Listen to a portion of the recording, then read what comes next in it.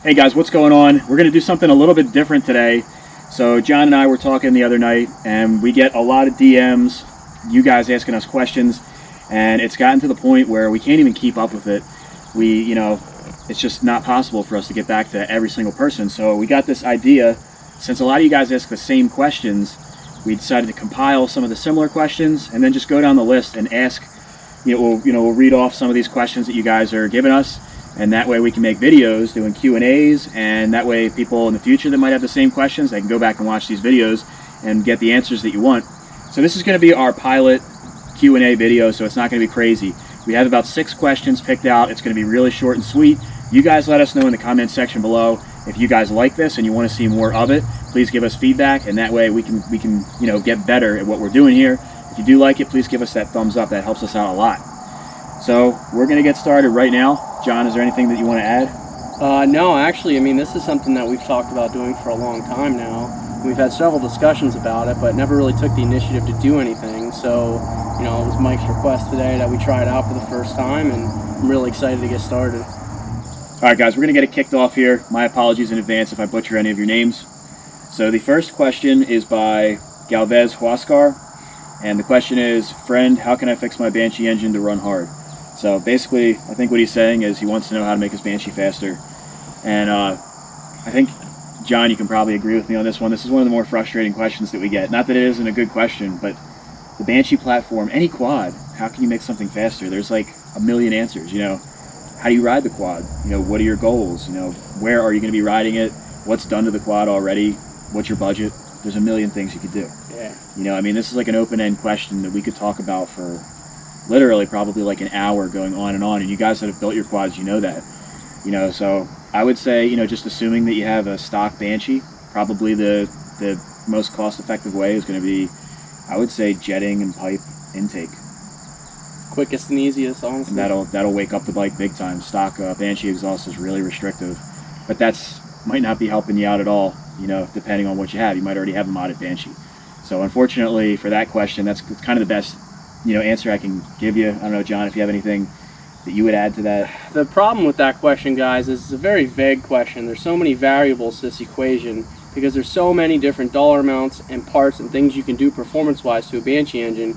You can take it anywhere from, a stock 350 rebuild all the way up to, what do they got, 10 and 18 mil DM Banshees and stuff now, with power valves built in. Triple cylinder, it's billet casings. Yeah, exactly. It just gets incredible with these things, and that's a hard question. It depends really on what his goals are, essentially. Yeah, but that's why Banshees are so cool, man. That's why there's such a huge following, is because you can make them any way that you want.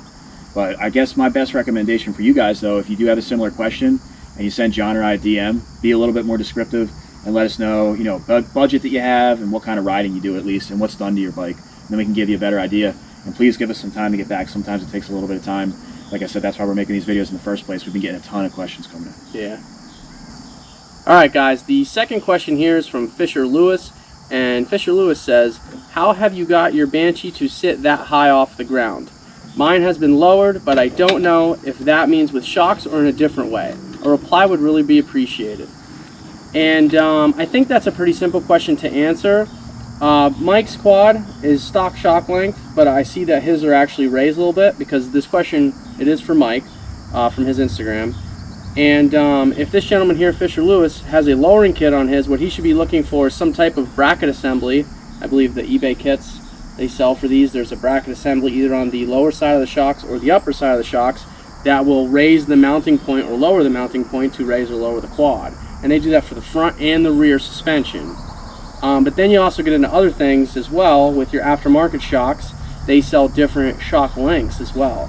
So you could go about that several different ways. And same there, dollar amounts, they sell all different quality and price with the suspension shocks and these things. Well, that too, like John was saying with the brackets. And the other thing is, what kind of shocks do you have on your quad now? Because like you say, there's a lowering kit, but a lot of times people don't even realize that they don't even have their OEM shocks on there, because some people swap them out for 400EX shocks.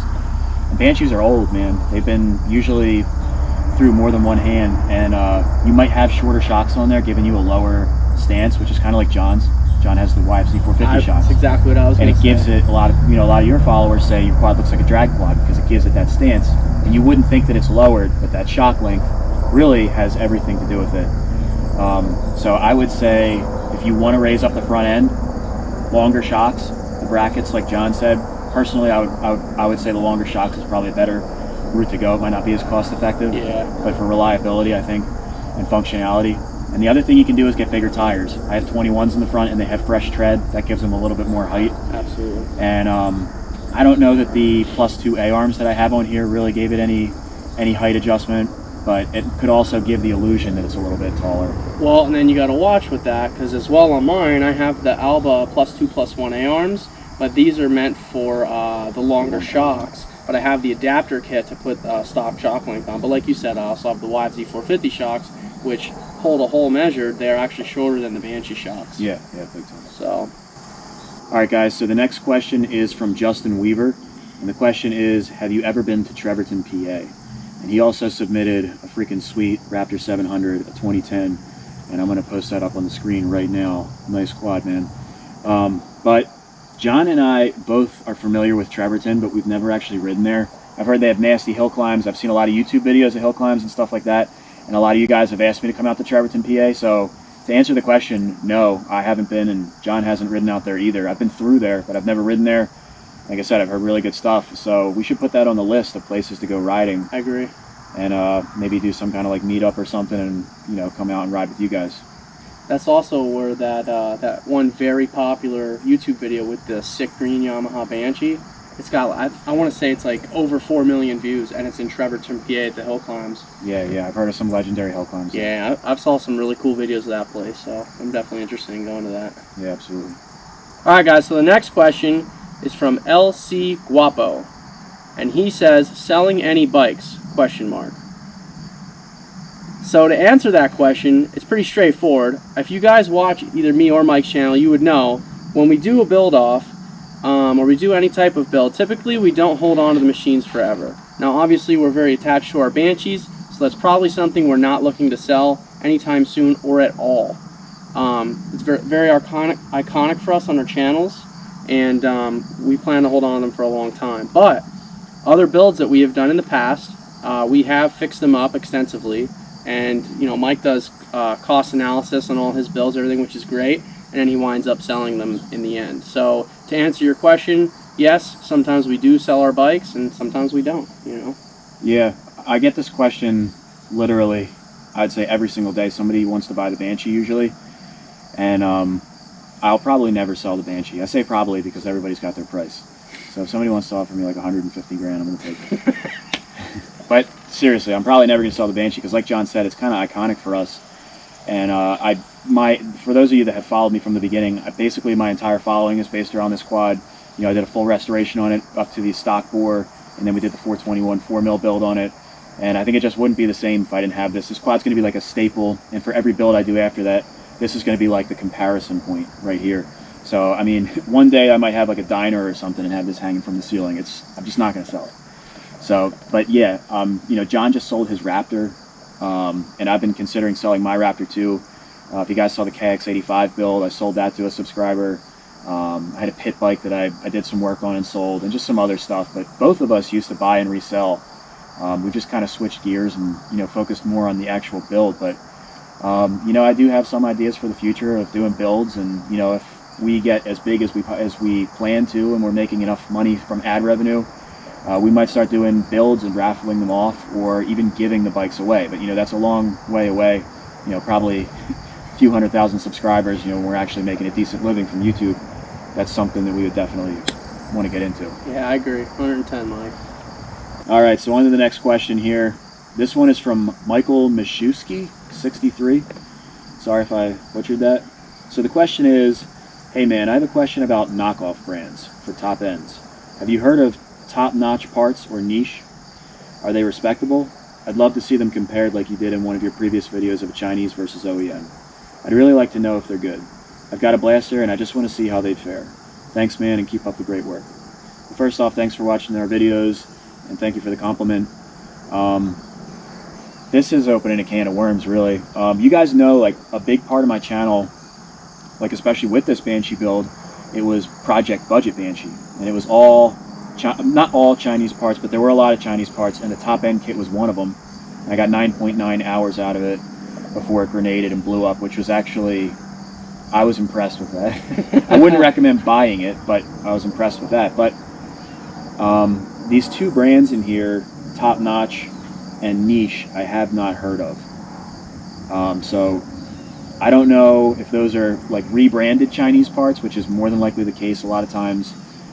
People put their brand name on, knockoff parts, and then they up the price, but that's not always the case, right, John? Yeah, I mean, in all fairness, me and Mike had a side conversation about this last night, and we kind of got really in detail talking about this. And a lot of people, when they compare Chinese knockoff brands to name brands, they say, well, they have the same cast molding, or they use the same type of materials and stuff like that. Now I come out of the same factory. Yeah, coming out of and they do. The parts do come out of the same factory. But the problem is the quality is not the same in these parts, guys. So we started talking about brands last night, and I'll tell you, is a couple of the brands we talked about were Athena, Wiseco, and Nomura. And those were the three brands we talked about. And me and Mike both agreed that the Nomura and the Athena were probably about the lowest quality we would ever go on something, even though we'd like to stay with Wiseco. But that's the cheapest, but still on the edge of okay quality that you're going to get.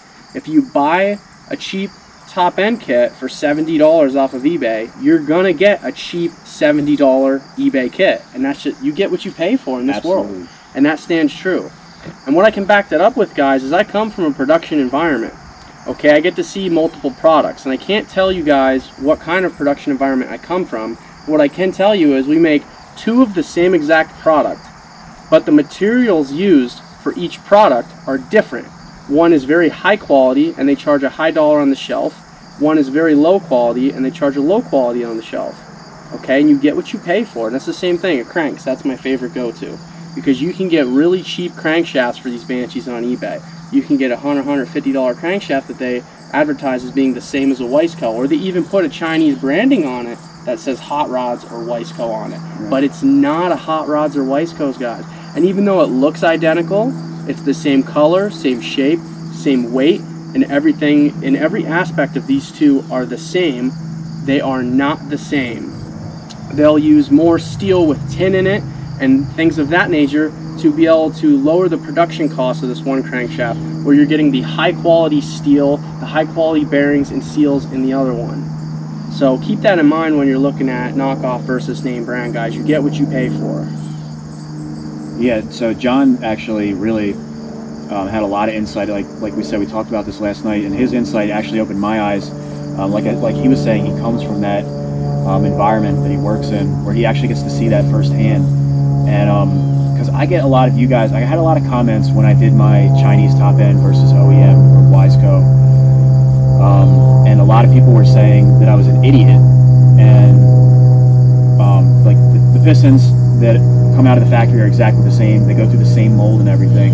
And like John said, that's actually true, but it's not. It doesn't matter what mold they're using. It's the materials that they're using that can, differ from product to product. And I know you said there's some pistons that can look like they're machined or CNC'd, but you flip up, from the outside they look really clean and beautiful, but if you flip them over, you can see the unevenness and, the molds that they use to cast these pistons. They're not forged. Yeah. And that's just pistons.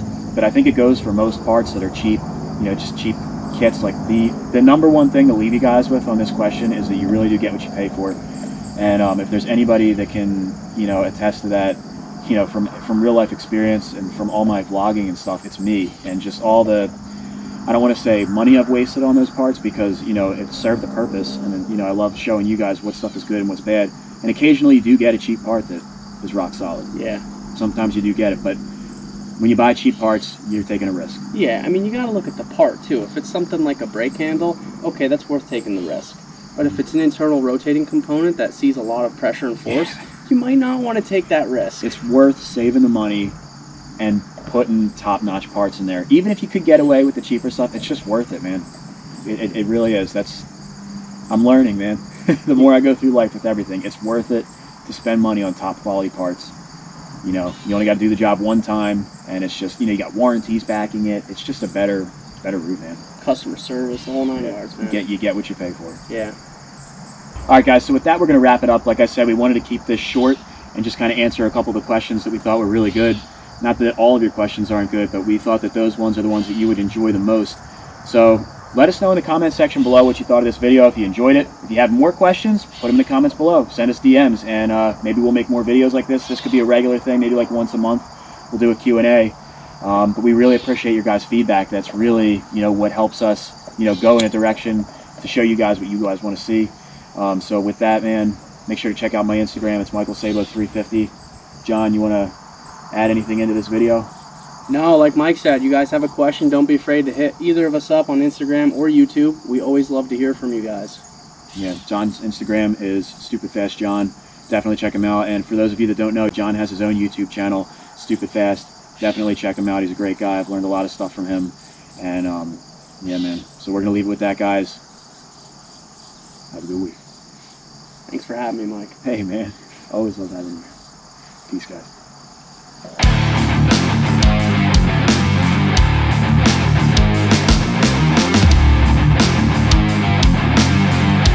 The first one is by Galvez Huascar, and he says, "Friend, how can I fix my Banshee engine to run hard?"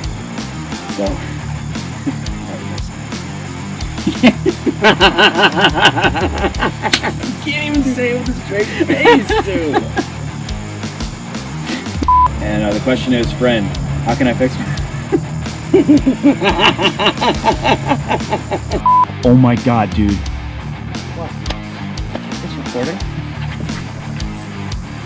Dickhead, I was watching it the whole time, man.